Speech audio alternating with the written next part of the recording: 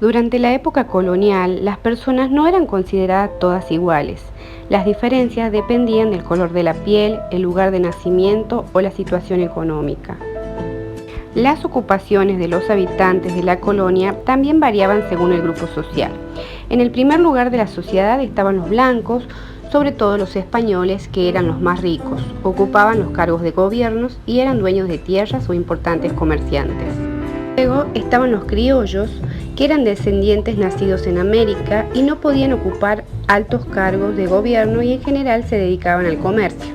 Gran parte de los indígenas trabajaban en la cría de ganado y en el cultivo.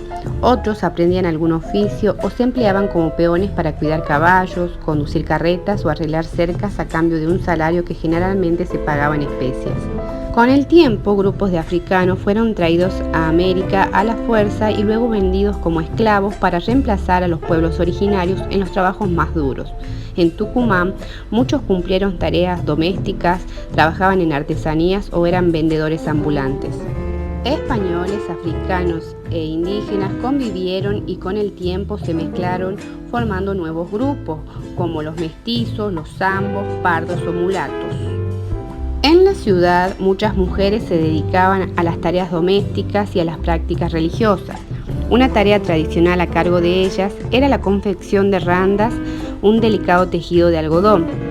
Las mujeres de los sectores más pobres se dedicaban a la venta callejera de pan, velas, empanadas o cigarrillos.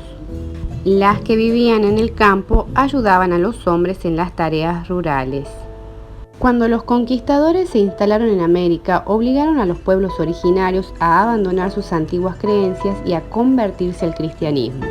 Con el fin de evangelizar, es decir, difundir la religión católica, llegaron a Tucumán muchos sacerdotes de diferentes órdenes religiosas, entre ellos los jesuitas, que se encargaron también de enseñarle a los indígenas a leer, a escribir y a realizar tareas manuales y distintos oficios. En estas fotos podemos ver la iglesia de San José de Lule, ruinas del antiguo convento fundado por los jesuitas. En Tucumán, como en el resto de las colonias españolas, los indígenas sometidos debían pagar el tributo a las autoridades españolas, es decir, que estaban obligados a trabajar para ellas o entregarles animales y semillas. El rey de España había otorgado a los conquistadores españoles la función de cobrar ese tributo. Para ello recibían en encomienda a un grupo de indígenas para que trabajara sus tierras a cambio de protegerlos, educarlos y evangelizarlos. Este sistema se conoce con el nombre de encomienda. Otra forma de trabajo indígena fue la mita. Un grupo de hombres de cada pueblo originario debía salir de sus tierras para trabajar en otro lugar durante un tiempo a cambio de un pequeño salario. Generalmente eran enviados a las minas de plata de Potosí. También existía el yanacona, que era el indígena separado de su comunidad para trabajar de manera permanente en la casa o en las tierras de un español. En poco tiempo y principalmente como consecuencia del duro trato y las condiciones inhumanas de trabajo, muchos indígenas murieron y la población originaria de Tucumán descendió notablemente. Luego del traslado de la ciudad en 1685, San Miguel de Tucumán creció rápidamente. En esa época, los productos que no se producían ni elaboraban en América, como telas finas, perfumes, herramientas, muebles, se traían solo de España, porque el rey había impuesto un sistema de comercio llamado monopolio que prohibía a los pobladores comerciar con otros países.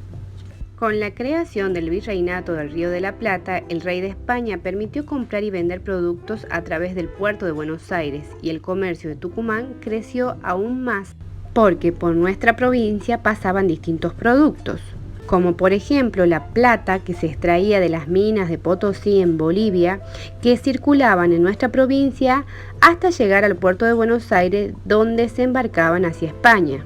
O los productos que llegaban de España y que tenían que llegar a Potosí también tenían que pasar por nuestra provincia.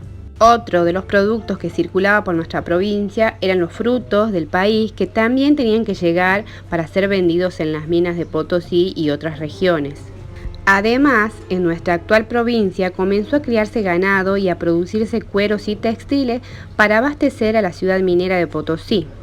La madera disponible y las curtiembres existentes convirtieron a Tucumán en la principal productora de carretas que permitía el traslado de pasajeros y mercaderías.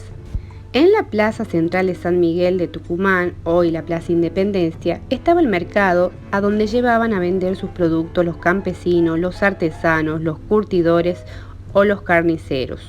En las pulperías se vendían artículos de almacén y además los hombres se reunían allí a beber y a jugar a las cartas.